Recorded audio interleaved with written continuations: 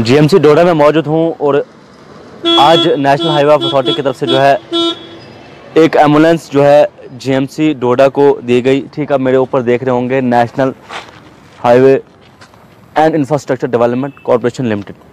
आज ये एम्बुलेंस जो है सीएमओ डोडा को सौंपी गई और डेप्यूटी कमिश्नर डोडा खुद ही इसको जो है इसकी इनॉग्रेशन के लिए आए।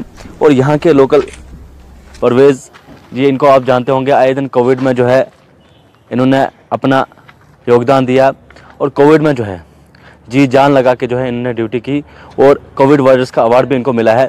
इनसे भी हमने बातचीत की कि जीएमसी में जो ड्राइवर्स हजरात है कितनी पुरानी गाड़ियाँ वो इस्तेमाल करते हैं और जीएमसी की मैं ख़ास बात करूँगा, जीएमसी को अभी तक उनकी अपनी गाड़ियाँ जो है नहीं मिली, एम्बुलेंसेस नहीं मिली, सिर्फ कुछ बसें हमें देखने को मिली थी जो स्टाफ के लिए लाई गई थी। आज हमने ड्राइवर हजरात से भी बात की, डिप्टी कमिश्नर डोडा से भी बात की और यहाँ के सीएमओ साहब से भी बात की। देखिए फिलहाल ये खास रिपोर्ट।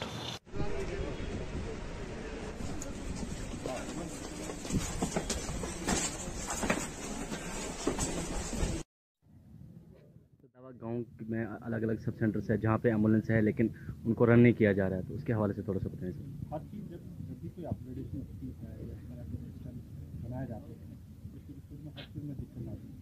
नेटवर्क सब चीज़ें होती हैं, डेवलपमेंट हो रही है, क्लियर में जो एम्बुलेंस आई बाकी सेटिंग में भी खड़ा रखा है, मेडिकल स्टाफ, इंफ्रास्ट्रक्चर, ये चीज़ें this is an ongoing process. जो चीज़ें 10 महीने पहले नहीं थी वो आज हैं, आज स्टेटस है वो आगे अपग्रेड होगा। एम्बुलेंस से प्रोवाइड की, इसके बारे में थोड़ा सा बताएं। जिससे आपने जीएमसी में आपने आज इसलिए विजिट किया कि जो हमारे जो है बना रही थी जो मरम्मत के बाद इनने डोनेट की है और इसको हमने भेजने का है, तो इसी के लिए हमने ये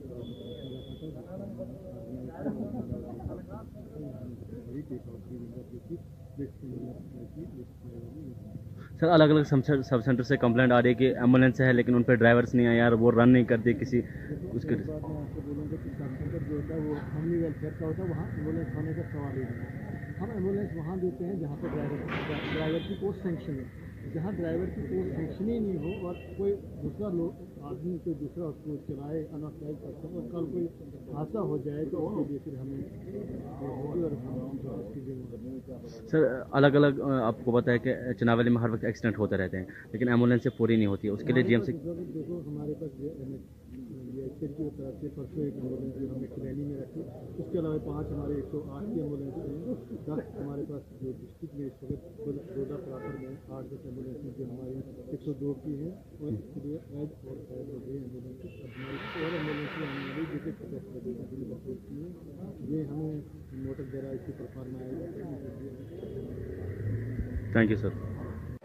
जी आपका नाम? मेरा नाम परवेज़ इकबाल है। बिस्मिल्लाहिर्रहमानिर्रहीम। मेरा नाम परवेज़ इकबाल है, मैं जीएमसी में एक ड्राइवर हूँ। परवेज़ जी मुझे बताएं कि जीएमसी डोडा में ड्राइवर्स को कितनी मुश्किलात होती है, क्यों आप जानते हैं आए दिन एक्सीडेंट्स होते हैं चनावली में, तो किन किन मुश्किलातों का सामना करना पड़ता है ड्राइवर्स को? परवेज़ साहब, मैं पहले आपका शुक्रिया अदा करता हूँ कि आपने टाइम निकाल कर हमारे पास आए, हमारी परेशानी जानने के लिए आप हमारे पास आए, हम आपका शुक्रिया करते हैं। जैसे आप जानते हैं कि पिछले 2 या 3 साल से 2019 से ये हमारा जो हॉस्पिटल था डिस्ट्रिक्ट हॉस्पिटल ये कन्वर्ट हो गया जीएमसी डोडा में, और आज की डेट में हमारे ड्राइवर जो हैं, हमारे भाई जो हैं, हमें बहुत सारी चीज़ों का मुश्किलात का सामना करना पड़ रहा है, क्योंकि हमारे पास जब से जीएमसी बनी है तब से इनके पास कोई अपनी गाड़ियां अभी जीएमसी की गाड़ियां अभी नहीं आई हैं। हमारे पास डायरेक्टरेट हेल्थ सर्विस की जो गाड़ियाँ हैं एनएचएम के थ्रू जो सीएमओ साहब के निगरानी में यहाँ पे गाड़ियाँ आई हैं, वही गाड़ियाँ हम आज की डेट में चला रहे हैं, और हर कोई गाड़ी 5 लाख से ऊपर चली हुई है। और यहाँ पर आपको पता है कि यहाँ पर न रात है न दिन है, कभी एक जगह से पेशेंट को पिक करना है, कभी दूसरी साइड को हायर सेंटर के लिए पेशेंट को ले जाना है, जिसकी वजह से हमें बहुत सारी चीज़ों का मुश्किलात का सामना करना पड़ रहा है। एम्बुलेंस ड्राइवर एक ऐसा इंसान होता है कि न उसको रात दिखाई देता है न उसको दिन दिखाई देता है, लेकिन जब वो यहाँ से आप जानते हैं कि नेशनल हाईवे पे जब चला जाता है तो रोड कितनी खतरनाक है, लेकिन ड्राइवर को इमरजेंसी होता है, उसको जाना भी होता है, उसको पेशेंट को पहुँचाना भी होता है, तो क्या ड्राइवर को अंदर से डर नहीं लगता ये नेशनल हाईवे को देख कर, रोड के हालात को देख कर? नहीं परवेज़ साहब, इसमें एक अल्लाह ताला का एक शुक्र है कि अल्लाह ताला हर किसी को ये मौका नहीं देता है खिदमत करने का। अगर अल्लाह ताला ने हमें चुना है इस काम के लिए तो हम इस अपने काम में बखूबी पूरा 100% योगदान देंगे अपने पेशेंट को। जब हम पेशेंट यहाँ से बिठाते हैं, चाहे जम्मू ले जाएं या श्रीनगर के लिए जाएं, जहाँ के लिए भी जाएं, हमारा सबसे पहला एक ही चीज़ होती है कि हमारा जो पेशेंट है वो सही सलामत हायर सेंटर में पहुँचे। तो उसकी हिफाजत के ज़िम्मे अल्लाह ताला को है और हम भी अल्लाह ताला के सुपुर्द हैं। बाकी रही मसला, रोड ख़राब है। अब हमें 8-8, 10-10 साल हो गए इस रोड पे चलते हुए। अब इतना तो हमें पता ही है कि हमने ड्राइव कैसे करनी है। और आज की डेट में हर गाड़ी में GPS लगा हुआ है, क्योंकि गाड़ियां ट्रैक होती हैं जम्मू से। हमारी गाड़ी इस वक्त कहाँ पे है, कहाँ नहीं है। पहले दौर में तो ड्राइवर बोलता था कि अगर वो एक दिन जम्मू जाता था, तीसरे दिन भी बोलता था मैं जम्मू में हूँ। मगर आज की डेट में ये नहीं है, क्योंकि आज जब गाड़ी स्टार्ट हुई, गाड़ियों में GPS लगा है। तो अगर हमारा ऑफिसर चाहे कंट्रोल रूम से पता करके ये एग्जैक्ट लोकेशन का पता लग जाता है कि हमारी गाड़ी इस वक्त कहाँ पे है। आज आपने नेशनल NHIDCL वालों ने आपको एक नई गाड़ी प्रोवाइड की, तो कितनी खुशी हो रही है ड्राइवर्स को? नहीं, ये तो एक खुशी का मुकाम है। अभी ये गाड़ी जो नेशनल हाईवे वालों ने दी है, ये चीफ मेडिकल ऑफिसर को दी है। अब अभी इसकी रजिस्ट्रेशन के लिए 70-80 हज़ार रुपये की ज़रूरत है। अब ये देखना है कि ये डिपार्टमेंट कैसे भरता है, ये CMO ऑफिस वाले भरते हैं या GMC वाले भरते हैं, तब जाके ये गाड़ी रोड पे आ जाएगी। नहीं, रीजंस क्या है कि GMC को अभी तक कोई ऐसा इंफ्रास्ट्रक्चर नहीं मिला है या ऐसी कोई गाड़ी नहीं मिली है जो GMC इस्तेमाल कर सके? अभी पिछले साल हमने गाड़ियां खरीदी, बसें खरीदी हमने, जो स्टूडेंटों के लिए बसें आनी थी, पहले उनकी ज़रूरत थी। इंशाल्लाह ताला ऑफिसर लोग लगे हुए हैं। इंशाल्लाह ताला उम्मीद हम भी रखते हैं कि आने वाले वक्त में 10 दिन, 20 दिन, 1 महीना, 2 महीने के अंदर हमारी ये मुश्किलात दूर हो जाए। एक लास्ट सवाल मेरा रहेगा कि ड्राइवर्स के लिए क्या मैसेज रहेगा आपको जो इस रोड पे चलते हैं, एम्बुलेंस ड्राइवर या आम ड्राइवर? क्योंकि आपको पता है कि एम्बुलेंस ड्राइवर एक ऐसा ड्राइवर होता है जिसकी सोच और जिसका तकाजा बिल्कुल अलग होता है। तो क्या मैसेज रहेगा आपकी तरफ से ड्राइवर? मेरा तो यही मैसेज रहेगा तमाम ड्राइवर्स के लिए, चाहे वो मेरे अपने भाई हों हॉस्पिटल के, चाहे ये प्राइवेट गाड़ियों वाले हों। सबसे पहली बात जो है, तो एक तो गाड़ी आराम के साथ चलानी है, कोई ड्रिंक करके नहीं चलानी है। आजकल आप देख रहे हैं कि पिछले 1 महीने में कितनी हमारी कीमती जानें चली गई, सब ड्राइवर की लापरवाही की वजह से। और नहीं वो देखते हैं स्पीड कितनी होनी चाहिए, कितनी नहीं। तो इस मसले में मैं आपसे यही बोलता हूं कि मैं तमाम ड्राइवर साहब से यही गुजारिश करता हूं कि वो अपनी गाड़ी सुबह जब आए, अपनी गाड़ी को पहले वो मोबाइल चेक करें, पानी चेक करें, ब्रेक चेक करें, उनके टायर कैसे हैं, उनकी गाड़ी कंडीशन में है नहीं है।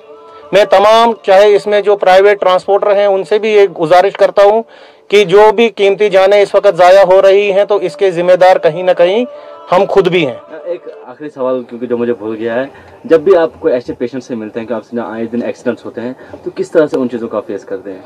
अब परवेज साहब, आपको पता है कि पिछले 10 साल से हम एम्बुलेंस चला रहे हैं। हमने रात के 1 बजे भी जाकर स्पॉट पे जाकर गाड़ियां काट के भी इंसानों को निकाला। अब अल्लाह का ये शुक्र और करम है हम पर कि अब हमारा जो मैदा है, हम अब इस चीज़ के लिए बिल्कुल 24 घंटे तैयार रहते हैं। पहले मैं आपको एक बात बताना चाहता हूं कि मैं बेसिकली एक एम्बुलेंस ड्राइवर लगा था डिपार्टमेंट में। उसके बाद जब 2019 में कोविड आया, तब यहाँ पर मेडिकल सुपरिटेंडेंट जनाब याकूब साहब मीर थे और उनकी ज़ेरे निगरानी में मुझे यहाँ पे चार्ज दिया गया कोविड का। और उसके बाद आज की डेट तक मैंने कोविड, जो जितना भी कोविड आया पिछले 2 साल में, उस सब का मैंने अपनी आंखों से देखा कि लोगों के साथ यहाँ पर जो फैसिलिटी बाहर नहीं थी वो यहाँ पर हमने प्रोवाइड की। उसके बाद हमारे पास ऑक्सीजन की कमी थी, उसके बाद गवर्नमेंट की तरफ से यहाँ पे ऑक्सीजन मैनीफोल्ड बनाया गया और उसके बाद यहाँ पर PM केयर प्लांट दिए गए। उसके बाद यहाँ पर इस वक्त हमारे हॉस्पिटल में इस वक्त अगर हम चाहें तो 1 मिनट में 4,500 लीटर गैस हम इस वक्त अपने हॉस्पिटल में दे सकते हैं। और ये सब मैंने अपनी निगरानी में, मेरे सामने ये बना, इसका मैं इंचार्ज भी हूँ ऑक्सीजन प्लांट का, चाहे मैनीफोल्ड हो, सिलेंडर हो, इन सब की जिम्मेदारी। सपोर्ट मिला या एडमिनिस्ट्रेशन की तरफ से कोई अवार्ड आपको मिला? क्योंकि कोविड की महामारी में हमने भी आपको देखा कि आए दिन 24 घंटे आपने ड्यूटी की, चाहे वो रमज़ान का महीना हो, चाहे वो छुट्टी हो, चाहे वो ईद हो, लेकिन आप कंटिन्यू लगे रहे। तो क्या एडमिनिस्ट्रेशन की तरफ से या सरकार की तरफ से आपको किसी अवार्ड से नवाजा गया? देखो जी परवेज साहब, सबसे पहले हमें अवार्ड जो मिला, पहले तो अल्लाह का शुक्र है कि हमें यहाँ पर उतना नुकसान नहीं हुआ। रही बात अवार्ड की, मैं आपको एक बात बोलना चाहता हूँ कि अल्लाह ताला हर इंसान से काम लेना चाहता है। अगर उसने हमें इस काम के लिए चुना है, हम गरीब आवाम के काम आ सकें, तो इससे बड़ा अवार्ड या इससे बड़ी खुशी हमारे लिए कुछ भी नहीं है। हाँ, सबसे पहले यहाँ पर हमें अवार्ड से नवाजा गया, साहब ने हमें सबसे पहले अवार्ड दिया। उसके बाद अटल डोलू साहब फाइनेंस कमिश्नर थे, उनसे हमें अवार्ड मिला। उसके बाद हमें डायरेक्टरेट से मिला, उसके बाद हमें 15 अगस्त को भी अवार्ड मिला डीसी साहब से, और 26 जनवरी को भी मिला। मतलब ड्राइवर्स को जो है हर वक्त अवार्ड से नवाजा जाता है, तो कितनी खुशी होती है आपको जब भी आपको ऐसे अवार्ड मिलते हैं? खुशी का तो ये मुकाम होता है कि आदमी हम ही उस वक्त ये चाहते हैं कि देखो जी, हमने अगर रात दिन एक की है तो हमारे काम को किसी ना किसी ने सराहा है। तो इसमें मैं यही बोलता हूँ, फिर भी एंड पे आपको यही बोलता हूँ कि मैं तमाम अपने भाइयों से, अपने ड्राइवर साहिबान से, उनकी तरफ से जो रात दिन चलते हैं, मैं उनकी तरफ से भी आपको शुक्रिया अदा करता हूँ कि आपने टाइम निकाला और आप हमारे पास यहाँ पर आए। बहुत बहुत शुक्रिया। ओके जनाब।